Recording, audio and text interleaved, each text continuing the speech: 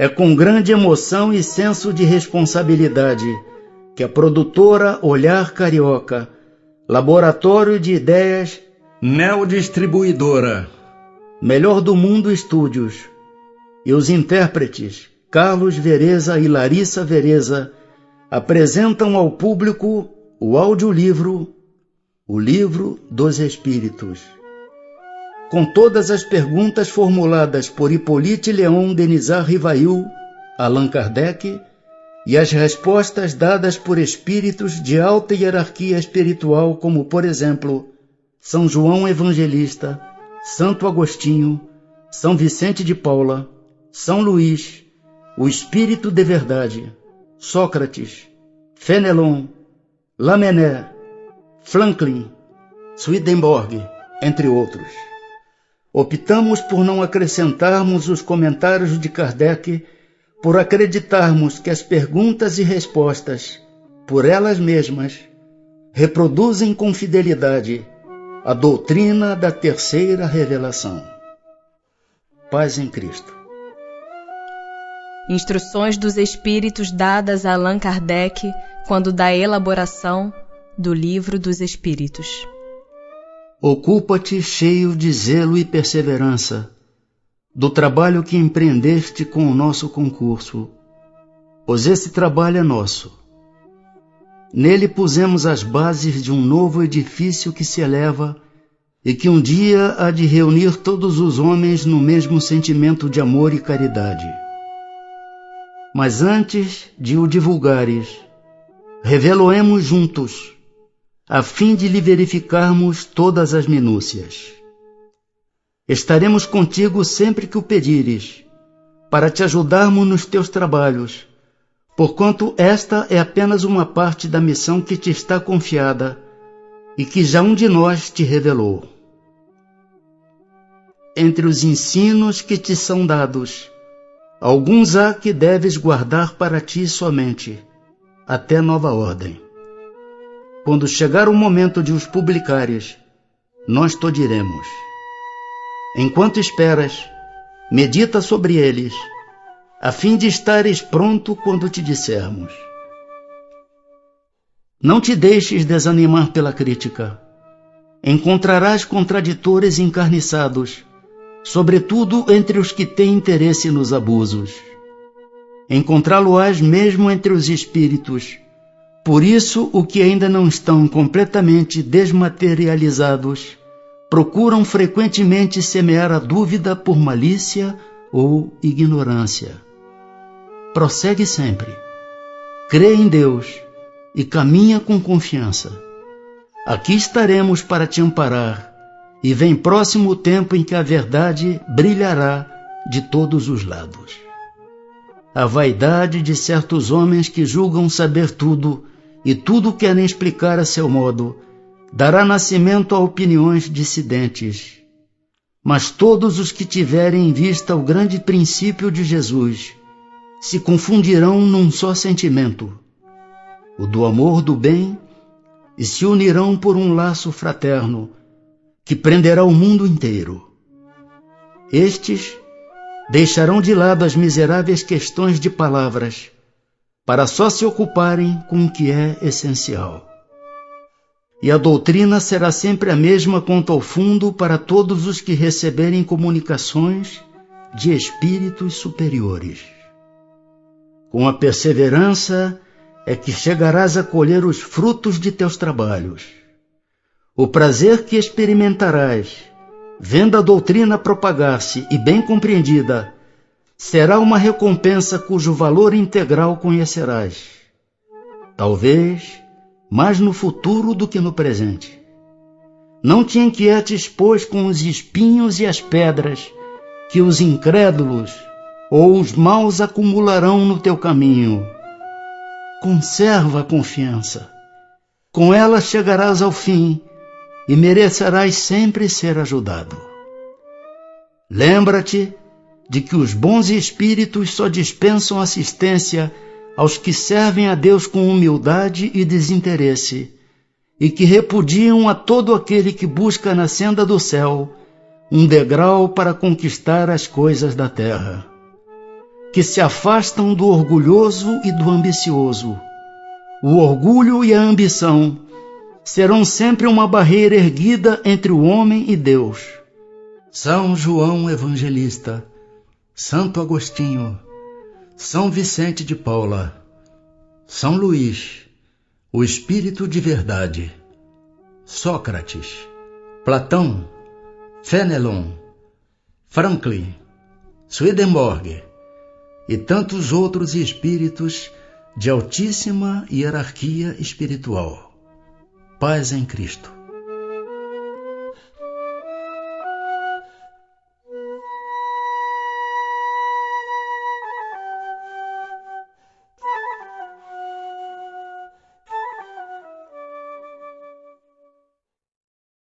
Parte 1. Das causas primárias. Capítulo 1. De Deus.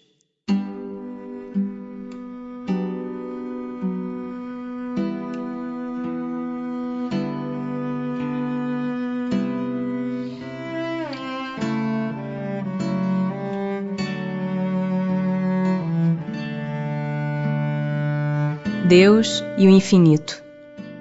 O que é Deus? Deus é a inteligência suprema, causa primária de todas as coisas. O que se deve entender por infinito? O que não tem começo nem fim, o desconhecido. Tudo o que é desconhecido é infinito. Poder-se-ia dizer que Deus é o infinito? Definição incompleta. Pobreza da linguagem humana, insuficiente para definir o que está acima da linguagem dos homens. Provas da existência de Deus. Onde se pode encontrar a prova da existência de Deus? Num axioma que aplicais às vossas ciências. Não há efeito sem causa.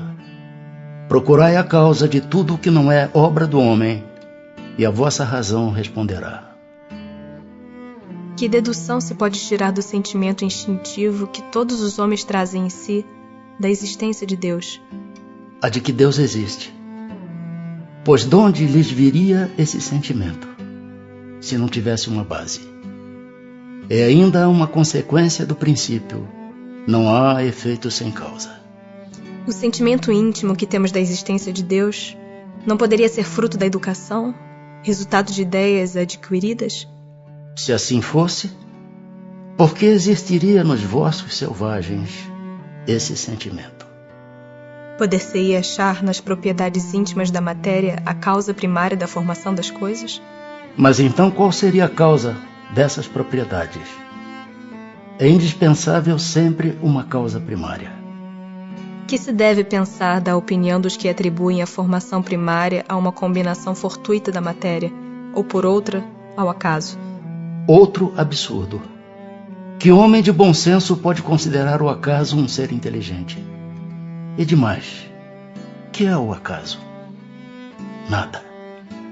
Em que é que na causa primária se revela uma inteligência suprema e superior a todas as inteligências? Tendes um provérbio que diz: pela obra se reconhece o autor.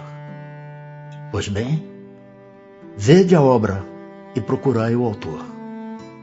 O orgulho é que gera a incredulidade. O homem orgulhoso nada admite acima de si. Por isso é que ele se denomina a si mesmo de espírito forte. Pobre ser, que um sopro de Deus pode abater. Atributos da divindade. Pode o homem compreender a natureza íntima de Deus? Não. Falta-lhe para isso o sentido. Será dado um dia ao homem compreender o mistério da divindade? Quando não mais tiver o espírito obscurecido pela matéria, quando pela sua perfeição se houver aproximado de Deus, ele o verá e o compreenderá. Embora não possamos compreender a natureza íntima de Deus, podemos formar ideia de algumas de suas perfeições? De algumas, sim. O homem as compreende melhor, à proporção que se eleva acima da matéria. Entrevê-as pelo pensamento. Quando dizemos que Deus é eterno, infinito, imutável, imaterial, único, onipotente, soberanamente justo e bom? Temos ideia completa de seus atributos? Do vosso ponto de vista, sim, porque credes abranger tudo. Sabei, porém, que há coisas que estão acima da inteligência do homem mais inteligente, as quais a vossa linguagem, restrita às vossas ideias e sensações, não tem meios de exprimir. A razão, com efeito, vos diz que Deus deve possuir em grau supremo essas perfeições, porquanto, se uma lhe faltasse, ou não fosse infinita, já ele não seria superior a tudo, não seria, por consequência, Deus. Para estar acima de todas as coisas, Deus tem que se achar isento de qualquer vicissitude e de qualquer das imperfeições que a imaginação possa conceber. Panteísmo. Deus é um ser distinto, ou será, como opinam alguns, a resultante de todas as forças e de todas as inteligências do universo reunidas? Se fosse assim, Deus não existiria, porquanto seria efeito e não causa. Ele não pode ser ao mesmo tempo uma e outra coisa. Deus existe. Disso não podeis duvidar, e é o essencial. Crede-me, não vades além. Não vos percais num labirinto de onde não lograrias sair. Isso não vos tornaria melhores, antes um pouco mais orgulhosos, pois que acreditarias saber, quando na realidade nada saberias. Deixai por consequência de lado todos esses sistemas, tendes bastantes coisas que vos tocam mais de perto, a começar por vós mesmos. Estudai as vossas próprias imperfeições, a fim de vos libertardes delas, o que será mais útil do que pretenderdes penetrar no que é impenetrável. Que se deve pensar da opinião segundo a qual todos os corpos da natureza, todos os seres, todos os globos do universo seriam partes da divindade e constituiriam em conjunto a própria divindade, ou por outra, que se deve pensar da doutrina panteísta? Não podendo fazer-se Deus, o homem quer ao menos ser uma parte de Deus. Pretendem os que professam esta doutrina achar nela demonstração de alguns dos atributos de Deus. Sendo infinitos os mundos, Deus é por isso mesmo infinito. Não havendo o vazio ou nada em parte alguma, Deus está em toda parte. Estando Deus em toda parte, pois que tudo é parte integrante de Deus, Ele dá a todos os fenômenos da natureza uma razão de ser inteligente. O que se pode opor a este raciocínio? A razão. Refleti maduramente, e não vos será difícil reconhecer-lhe o absurdo.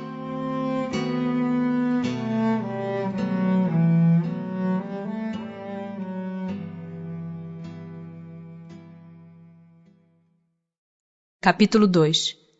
Dos elementos gerais do universo.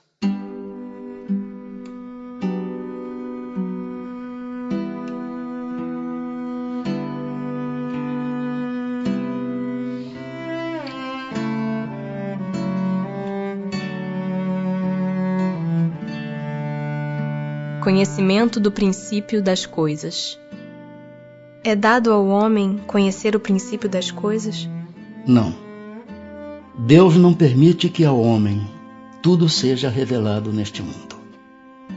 Penetrará o homem um dia o mistério das coisas que lhe estão ocultas? O véu se levanta a seus olhos à medida que ele se depura, mas para compreender certas coisas, são-lhe precisas faculdades que ainda não possui. Não pode o homem, pelas investigações científicas, penetrar alguns dos segredos da natureza? A ciência lhe foi dada para o seu adiantamento em todas as coisas. Ele, porém, não pode ultrapassar os limites que Deus estabeleceu. Dado é ao homem receber, sem ser por meio das investigações da ciência, comunicações de ordem mais elevada acerca do que lhe escapa ao testemunho dos sentidos? Sim. Se o julgar conveniente, Deus pode revelar o que à ciência não é dado apreender. Espírito e matéria. A matéria existe desde toda a eternidade, como Deus, ou foi criada por Ele em dado momento? Só Deus o sabe. Há uma coisa, todavia, que a razão vos deve indicar. É que Deus, modelo de amor e caridade, nunca esteve inativo. Por mais distante que logreis figurar o início de sua ação, podereis concebê-lo ocioso, um momento que seja? Defina-se geralmente a matéria como sendo o que tem extensão, o que é capaz de nos impressionar os sentidos, o que é impenetrável. São exatas estas definições? Do vosso ponto de vista, elas o são. Porque não falais senão do que conheceis. Mas a matéria existe em estados que ignorais. Pode ser, por exemplo, tão etérea e sutil que nenhuma impressão vos cause aos sentidos. Contudo, é sempre matéria. Para vós, porém, não o seria. Que definição podeis dar da matéria? A matéria é o laço que prende o espírito. É o instrumento de que este se serve e sobre o qual, ao mesmo tempo, exerce sua ação. Que é o espírito? O princípio inteligente do universo. Qual a natureza íntima do espírito? Não é fácil analisar o espírito com a vossa linguagem. Para vós, ele nada é, por não ser palpável. Para nós, entretanto, é alguma coisa. Ficai sabendo. Coisa nenhuma é o nada, e o nada não existe. É o espírito sinônimo de inteligência? A inteligência é um atributo essencial do espírito. Uma e outro, porém, se confundem num princípio comum, de sorte que para vós são a mesma coisa.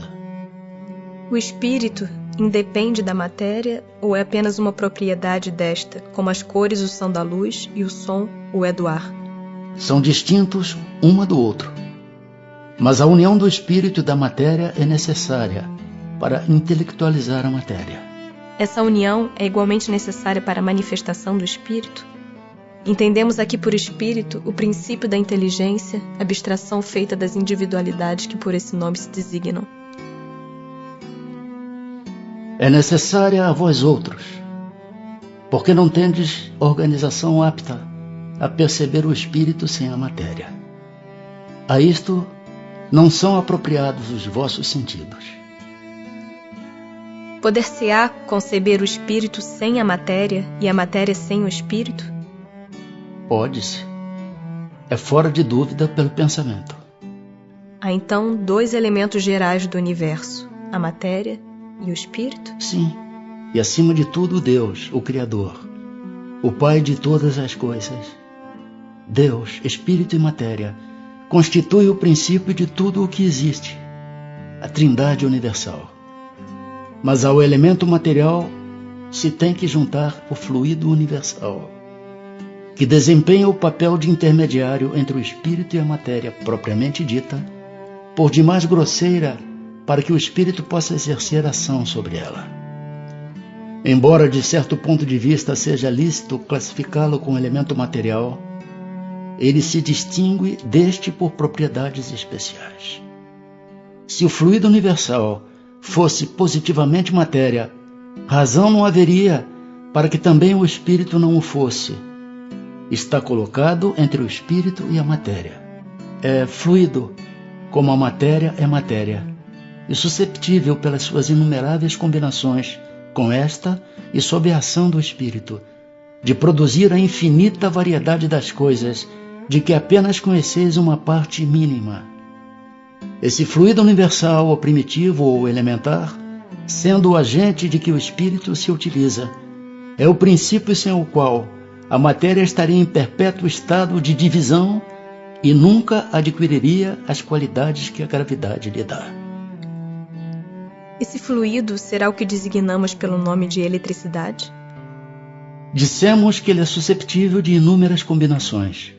O que chamais fluido elétrico, fluido magnético, são modificações do fluido universal, que não é, propriamente falando, senão matéria mais perfeita, mais sutil e que se pode considerar independente.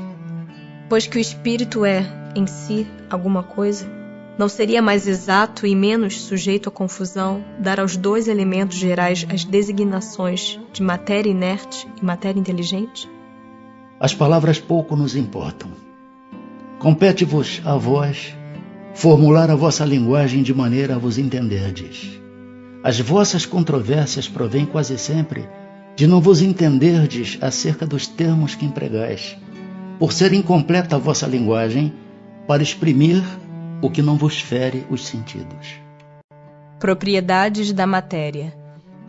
A ponderabilidade é um atributo essencial da matéria? Da matéria como a entendeis, sim. Não, porém, da matéria considerada como fluido universal. A matéria etérea e sutil que constitui esse fluido vos é imponderável. Nem por isso, entretanto, deixa de ser o princípio da vossa matéria pesada. A matéria é formada de um só ou de muitos elementos? De um só elemento primitivo. Os corpos que considerais simples não são verdadeiros elementos. São transformações da matéria primitiva. De onde se originam as diversas propriedades da matéria?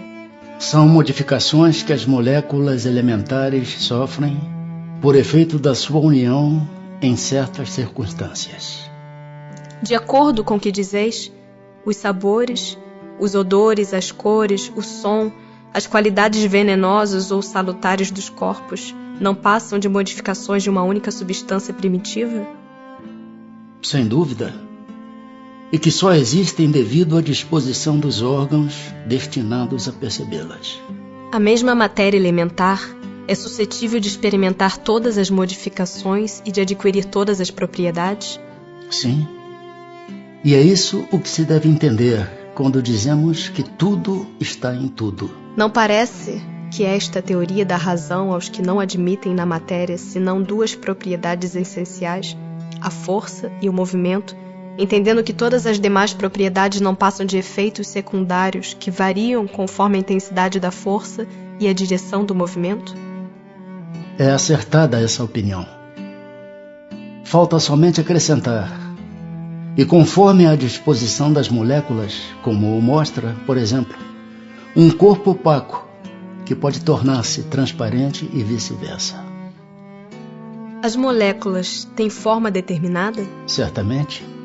As moléculas têm uma forma, porém não sois capazes de apreciá-la. Essa forma é constante ou variável?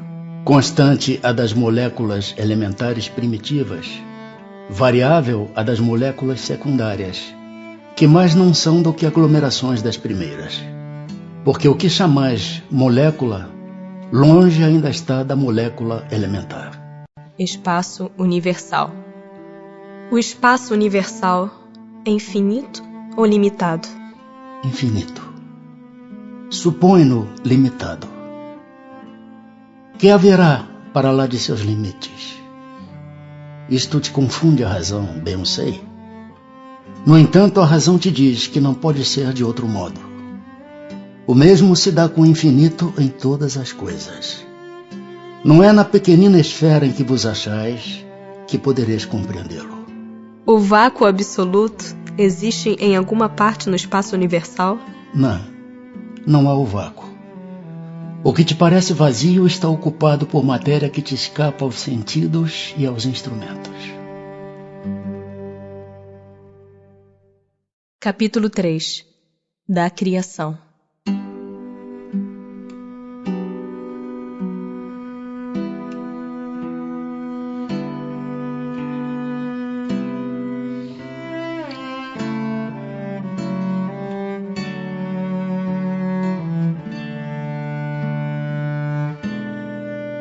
Formação dos mundos. O universo abrange a infinidade dos mundos que vemos e dos que não vemos. Todos os seres animados e inanimados. Todos os astros que se movem no espaço, assim como os fluidos que o enchem.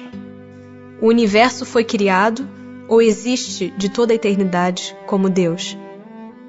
É fora de dúvida que ele não pode ter se feito a si mesmo. Se existisse como Deus de toda a eternidade, não seria obra de Deus. Como criou Deus o universo? Para me servir de uma expressão corrente, direi: pela sua vontade. Nada caracteriza melhor essa vontade onipotente do que estas belas palavras da Gênese.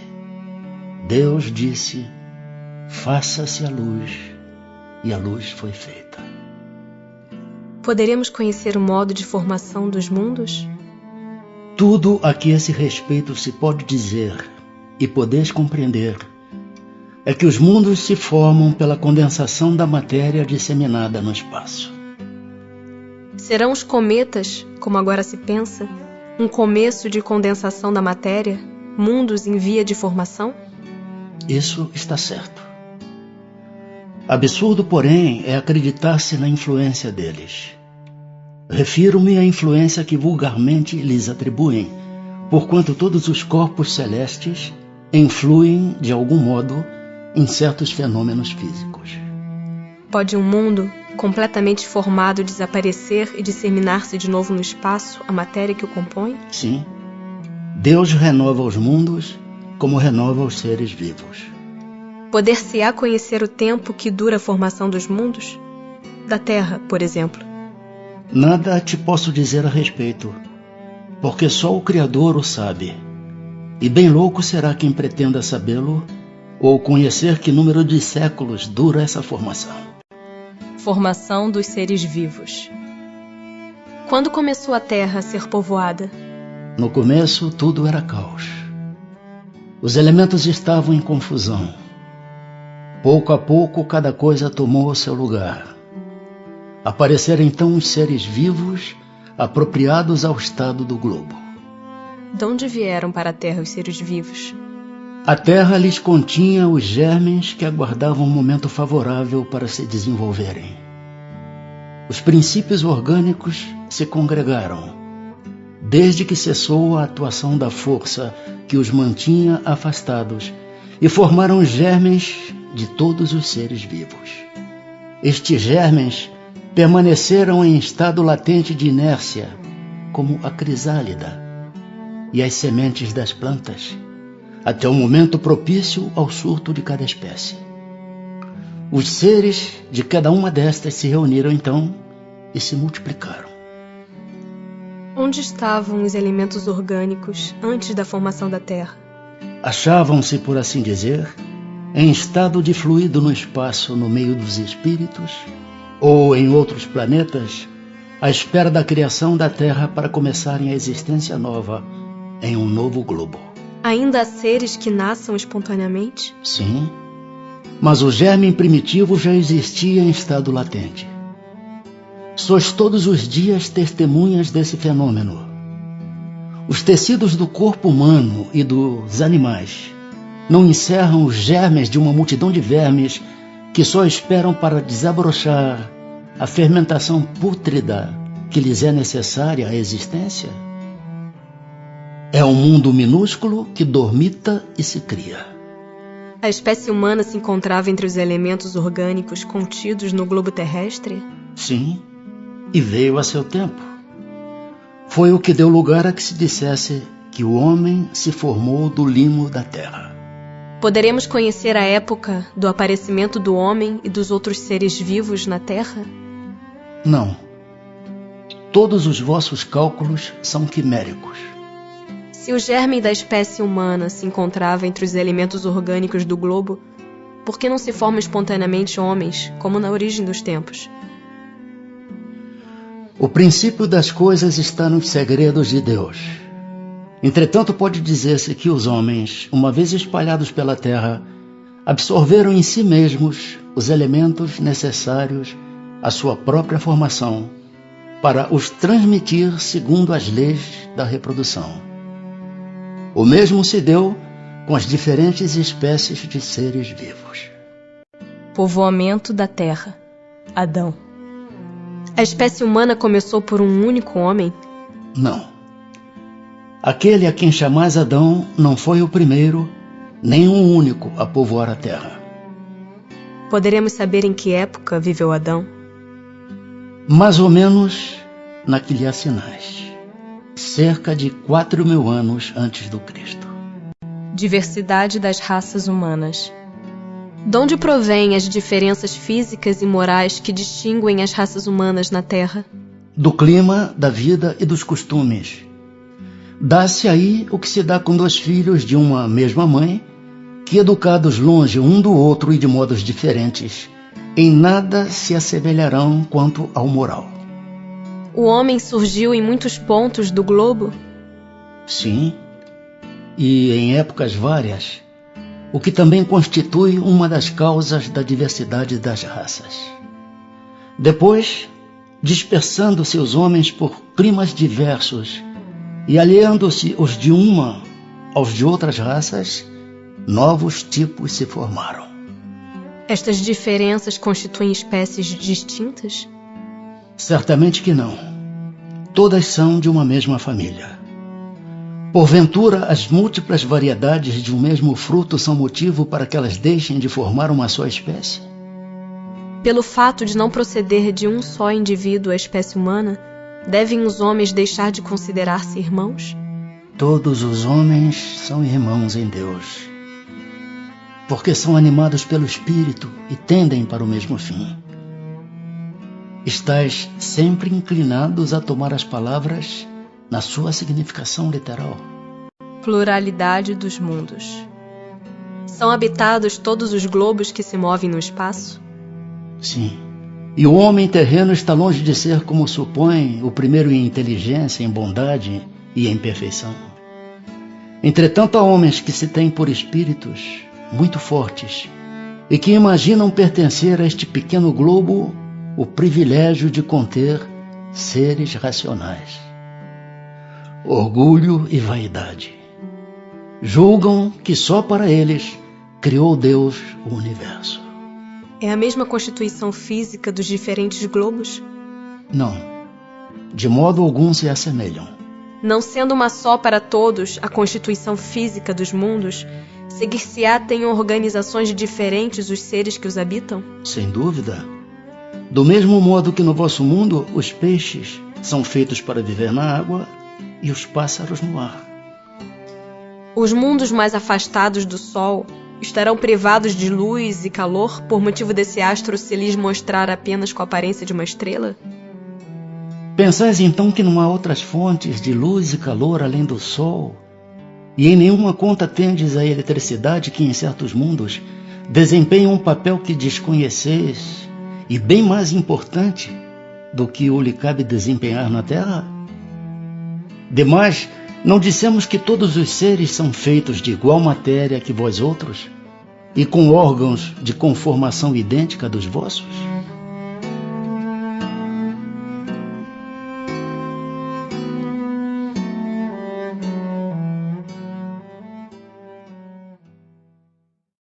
Capítulo 4 do Princípio Vital.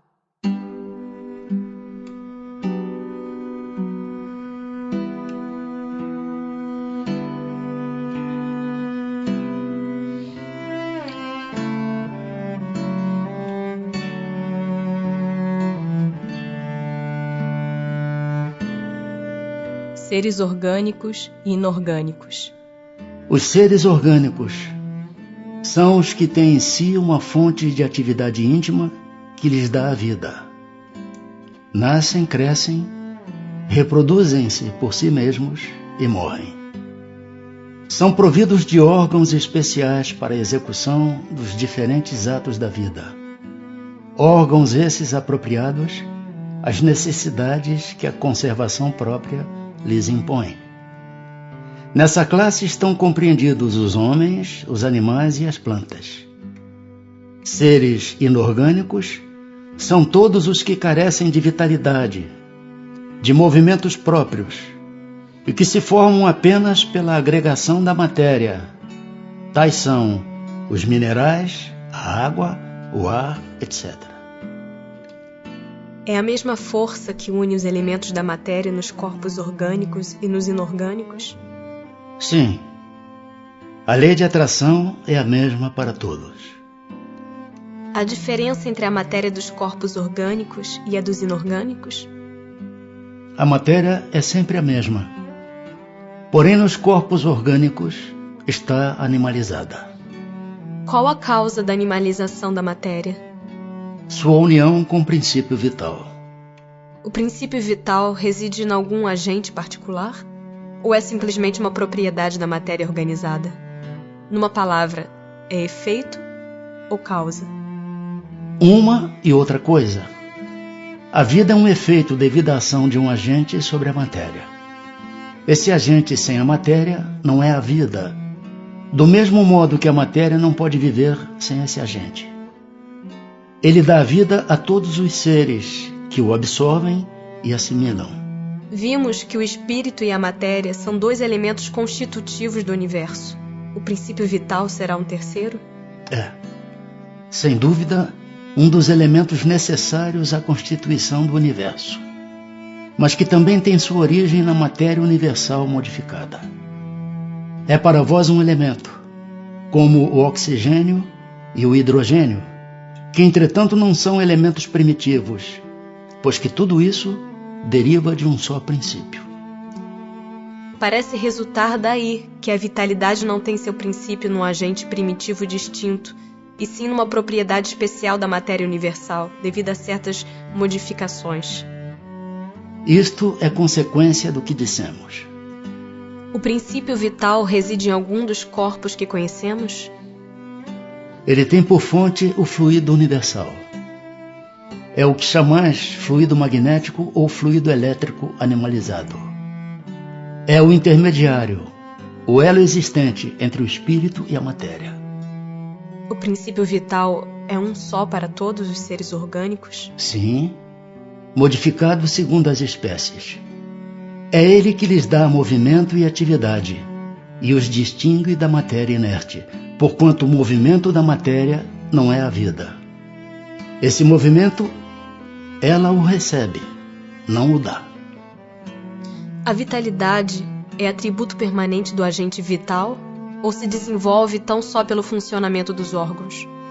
Ela não se desenvolve senão com o corpo. Não dissemos que esse agente sem a matéria não é a vida? A união dos dois é necessária para produzir a vida. Poder-se-á dizer que a vitalidade se acha em estado latente quando o agente vital não está unido ao corpo? Sim, é isso. A vida e a morte. Qual a causa da morte dos seres orgânicos? Esgotamento dos órgãos. Poder-se-ia comparar a morte à cessação do movimento de uma máquina desorganizada? Sim. Se a máquina está mal montada, cessa o movimento. Se o corpo está enfermo, a vida se extingue. Por que é que uma lesão do coração mais depressa causa a morte do que as de outros órgãos? O coração é máquina de vida. Não é, porém, o único órgão cuja lesão ocasiona a morte. Ele não passa de uma das peças essenciais. Que é feito da matéria e do princípio vital dos seres orgânicos quando estes morrem? A matéria inerte se decompõe e vai formar novos organismos. O princípio vital volta à massa de onde saiu. Inteligência e instinto. A inteligência é atributo do princípio vital? Não. Pois que as plantas vivem e não pensam, só têm vida orgânica. A inteligência e a matéria são independentes, porquanto um corpo pode viver sem a inteligência. Mas a inteligência, só por meio dos órgãos materiais, pode manifestar-se. Necessário é que o espírito se una à matéria animalizada para intelectualizá-la. Qual a fonte da inteligência? Já o dissemos, a inteligência universal. Poder-se-ia dizer que cada ser tira uma porção de inteligência da fonte universal e a assimila, como tira e assimila o princípio da vida material? Isto não passa de simples comparação, todavia inexata, porque a inteligência é uma faculdade própria de cada ser e constitui a sua individualidade moral. Demais, como sabeis, há coisas que ao homem não é dado penetrar, e esta, por enquanto, é desse número. O instinto independe da inteligência? Precisamente não. Por isso que o instinto é uma espécie de inteligência. É uma inteligência sem raciocínio, Por ele é que todos os seres provêm as suas necessidades. Pode estabelecer-se uma linha de separação entre instinto e a inteligência? Isto é, precisar onde um acaba e começa a outra? Não, porque muitas vezes se confundem. Mas muito bem se podem distinguir os atos que decorrem do instinto dos que são da inteligência. É acertado dizer-se que as faculdades instintivas diminuem à medida que crescem as intelectuais? Não. O instinto existe sempre, mas o homem o despreza. O instinto também pode conduzir ao bem. Ele quase sempre nos guia, e algumas vezes com mais segurança do que a razão. Nunca se transvia. Porque nem sempre é guia infalível a razão. Seria infalível se não fosse falseada pela má educação, pelo orgulho e pelo egoísmo. O instinto não raciocina. A razão permite a escolha e dá ao homem o livre arbítrio.